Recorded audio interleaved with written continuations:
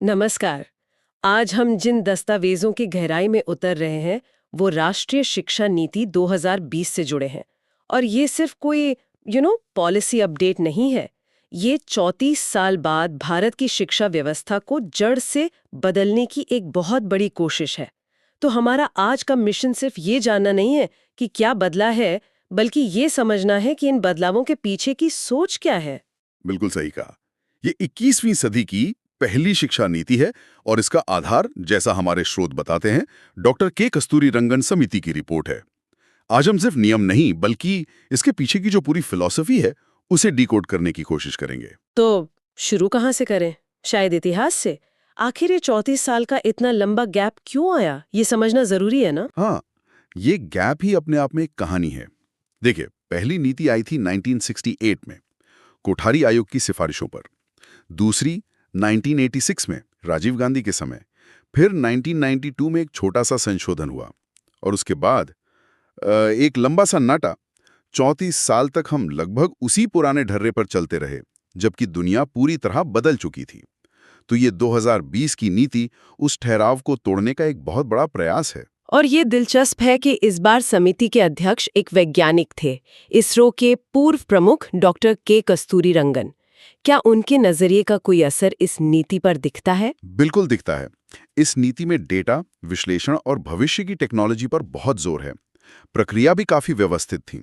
जून 2017 में समिति बनी, मई 2019 में ड्राफ्ट रिपोर्ट आई और 29 जुलाई 2020 को इसे कैबिनेट की मंजूरी मिल गई।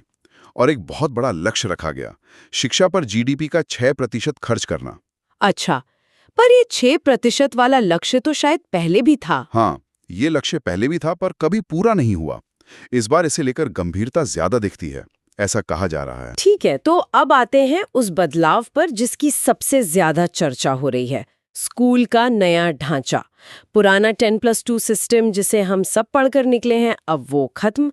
उसकी जगह आया है 5+3+3+4। जरा इसे तोड़कर समझाइए कि ये है क्या। ये असल में सिर्फ नंबरों का हेरफेर नहीं है, ये सोच का बदलाव है। ये शिक्षा को बच्चों की उम्र और उनके दिमागी विकास के हिसाब से 4 हिस्सों में बांटता है। पहला है 5 साल का फाउंडेशन स्टेज, 3 से 8 साल के बच्चों के लिए। फिर 3 साल का प्रिपरेटरी स्टेज, क्लास 3 से 5 तक। इसके बाद 3 साल का मिडिल स्टेज, क्लास 6 से 8 तक। और आखिर में 4 साल का सेकेंडरी स्टेज, जो है क्लास 9 से 12 तक। एक मिनट, इसका मतलब तो ये हुआ कि 3 साल की उम्र से ही बच्चा अब फॉर्मल एजुकेशन सिस्टम का हिस्सा बन जाएगा, जो पहले आंगनबाड़ी या प्ले स्कूल के तौर पर थोड़ा अनौपचारिक होता था। बिल्कुल, ये एक बहुत बड़ा शिफ्ट है। और इस पहले स्टेज यानी फाउंडेशन स्टेज में सबसे क्रांतिकारी बात है नो एग्जाम। कोई परीक्षा नहीं? कोई औपचारिक परीक्षा नहीं। 5 साल तक यानी क्लास 2 तक पूरा फोकस सिर्फ खेल पर, कहानियों पर, संगीत और गतिविधियों से सीखने पर होगा। मकसद है कि बच्चों पर किताबों का बोझ न डाला जाए, बल्कि उनमें सीखने की एक नेचुरल इच्छा जगाई जाए। और यहीं पे वो मातृभाषा वाला नियम भी आता है, जिस पर काफी बहस भी हुई थी। हाँ, नीति साफ कहती है कि कम से कम क्लास 5 तक और हो सके तो क्लास 8 तक पढ़ाई का माध्यम मातृभाषा या क्षेत्रीय भाषा होनी चाहिए। इसके पीछे की सोच ये है कि बच्चे अपनी भाषा में सबसे जल्दी और सबसे अच्छी तरह सीखते हैं। ये सुनने में तो बहुत अच्छा लगता है, लेकिन क्या इससे उन बच्चों को नुकसान नहीं होगा जिनके माता पिता की नौकरी ट्रांसफरेबल है? और जो इंग्लिश मीडियम स्कूल है, उनका क्या होगा? ठीक है, और ये एक बहुत ही जायज सवाल है और नीति में इसका ध्यान रखा गया है। ये एक अनिवार्य नियम के बजाय एक दिशा निर्देश है। राज्यों को इसे लागू करने में लचीलापन दिया गया है। मकसद किसी पर भाषा थोपना नहीं, बल्कि शुरुआती सालों में सीखने को आसान बनाना है। पर हाँ, चुनौती इसे जमीन पर उतारने की है। ठीक है, अब आगे बढ़ते हैं मिडिल स्टेज पर, यानी क्लास 6 से 8। यहाँ से चीजें थोड़ी सीरियस होने लगती हैं, है ना? बिल्कुल, और यहीं से भविष्य के स्किल्स पर फोकस शुरू होता है। क्लास 6 से ही बच्चों को कंप्यूटर कोडिंग सिखाई जाएगी। साथ ही व्यावसायिक शिक्षा मतलब वोकेशनल कोर्सेज का परिचय होगा, जैसे बढ़ईगिरी, सिलाई, गार्डनिंग। छात्र चाहें तो किसी स्थानीय कारीगर के साथ 10 दिन की इंटर्नशिप भी कर सकते हैं। मकसद ये है कि किताबी ज्ञान के साथ साथ हाथ के हुनर का भी सम्मान हो। और फिर आता है सेकेंडरी स्टेज, क्लास 9 से 12। यहाँ तो सबसे बड़ा धमाका हुआ है, नो स्ट्रीम सिस्टम। मुझे याद है हमें 10वीं के बाद चुनना पड़ता था, साइंस, कॉमर्स या आर्ट्स, और बस वो रास्ता तय हो जाता था। अब वो दीवारें तोड़ दी गई हैं। ये इस नीति का शायद सबसे प्रगतिशील कदम है। अब कोई भी छात्र अपनी रुचि के हिसाब से विषय चुन सकता है। अगर किसी को फिजिक्स के साथ म्यूजिक पढ़ना है या केमिस्ट्री के साथ पॉलिटिकल साइंस, तो वो ऐसा कर सकता है। साथ ही बोर्ड परीक्षाओं के बोझ को कम करने के लिए साल में 2 बार परीक्षा का विकल्प होगा, एक तरह का सेमेस्टर सिस्टम। एक मिनट, मतलब अब कोई छात्र फिजिक्स के साथ फैशन डिजाइनिंग भी पढ़ सकेगा? ये तो हमारी पूरी स्ट्रीम वाली मानसिकता को ही बदल देगा। उनका कट ऑफ सिस्टम तो स्ट्रीम पर ही आधारित है। ये एक बहुत बड़ी चुनौती होगी, इसमें कोई शक नहीं है। इसे लागू करने के लिए सिर्फ स्कूलों को नहीं, बल्कि पूरे हायर एजुकेशन सिस्टम को बदलना होगा। यूनिवर्सिटीज को अपने एडमिशन क्राइटेरिया को ज्यादा लचीला बनाना होगा। शुरुआत में दिक्कतें जरूर आएंगी, लेकिन इसका असल मकसद छात्रों को बहुत पहले से ही संकीर्ण खानों में बांटने की प्रवृत्ति को तोड़ना है। जाहिर है, जब पढ़ाने का तरीका इतना बदल रहा है तो बच्चों को आंकने का, मतलब असेसमेंट का तरीका भी बदलना होगा। हमारे स्रोतों में परख और 360 डिग्री रिपोर्ट कार्ड का जिक्र है, ये क्या है? हाँ, तो अब रिपोर्ट कार्ड सिर्फ टीचर के दिए नंबरों का लेखा जोखा नहीं होगा। मूल्यांकन 360 डिग्री होगा, यानी छात्र का मूल्यांकन वो खुद करेगा, उसके सहपाठी करेंगे और टीचर तो करेंगे ही। इससे सिर्फ अकादमिक प्रदर्शन नहीं, बल्कि बच्चे के दूसरे स्किल्स पर भी ध्यान दिया जाएगा। लेकिन क्या इससे दोस्ती दुश्मनी के आधार पर मूल्यांकन का खतरा नहीं है? इसी समस्या से निपटने के लिए एक राष्ट्रीय मूल्यांकन केंद्र परख यानी परख बनाया गया है।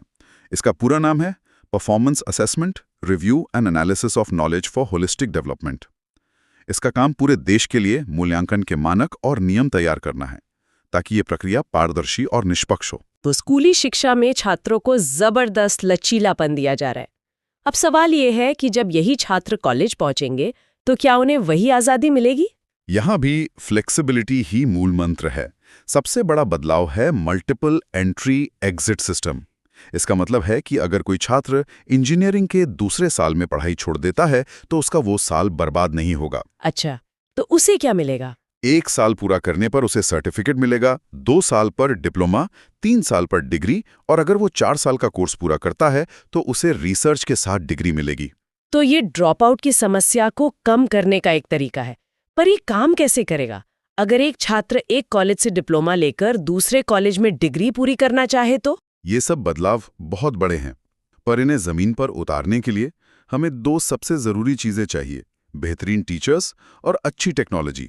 तो जो इन बच्चों को पढ़ाएंगे, यानी हमारे शिक्षक, उनकी ट्रेनिंग के लिए क्या सोचा गया है? टीचर एजुकेशन इस नीति की आत्मा है। बिल्कुल।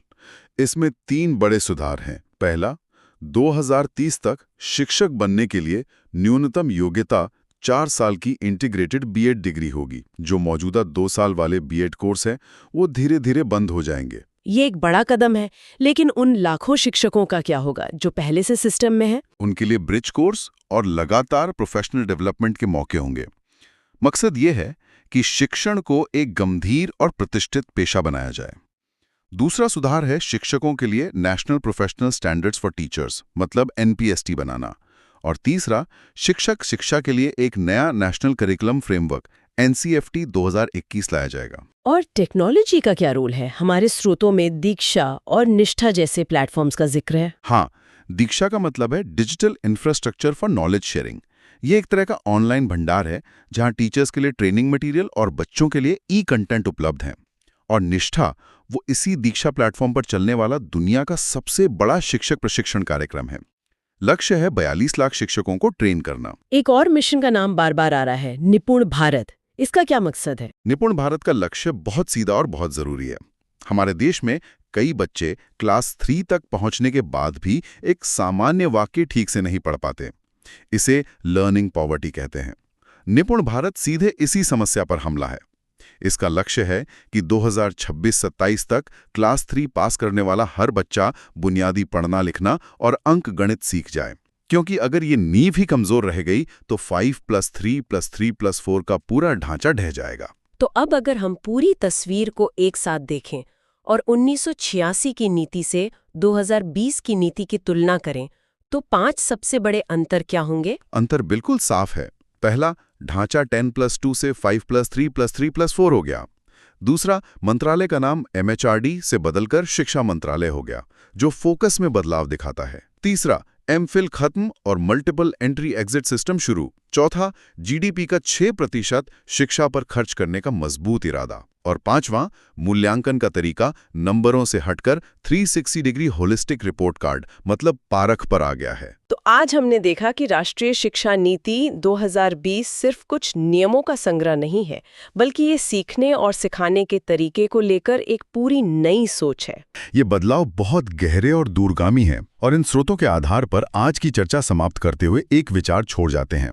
हमने देखा कि 2030 तक शिक्षकों के लिए 4 वर्षीय इंटीग्रेटेड बीएड अनिवार्य हो जाएगा। सोचने वाली बात यह है कि अगले दशक में जब शिक्षण के पेशे में आने के लिए इतनी मेहनत और 4 साल का निवेश जरूरी होगा, तो ये भारत में टीचर के पेशे की गुणवत्ता और समाज में उसकी धारणा को कैसे बदलेगा? क्या तब शिक्षक वो लोग बनेंगे जो इसे सिर्फ एक नौकरी नहीं बल्कि एक जुनून की तरह देखते हैं? इसका जवाब ही इस नीति की असली सफलता तय करेगा।